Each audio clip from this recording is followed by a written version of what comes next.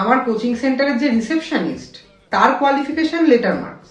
আমার কাছে যে সমস্ত স্টুডেন্টরা পড়ে তারা 90%-এর ওপরে সবাই। ইনফ্যাক্ট পরের বছর থেকে 95%-এর নিচে পেলে আমি আমার ব্যাচে ভর্তি নেব না। আর ওই 90% পেলেই আমার কাছে ভর্তি হয়ে যাবে এরকম ব্যাপারও নেই কিন্তু। আমি একটা অ্যাডমিশন টেস্ট নিই 25 নাম্বারের, ওখানে 22-এর নিচে পেলে আমি ভর্তি নিই না। আমি বাংলা মিডিয়ামের স্টুডেন্ট পড়াই না।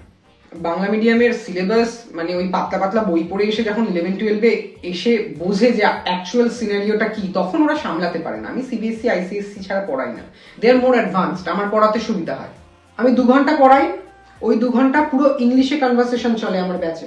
দেখুন আমি যে কোচিং সেন্টারে পড়াই এরকম 3টে কোচিং সেন্টার আছে আমার। 2টো এসি চলে। এই যে বোর্ডটা দেখতে পাচ্ছেন ডিজিটাল বোর্ড, একটা মাইক রয়েছে, নইলে এত স্টুডেন্ট শুনতে পাবে না।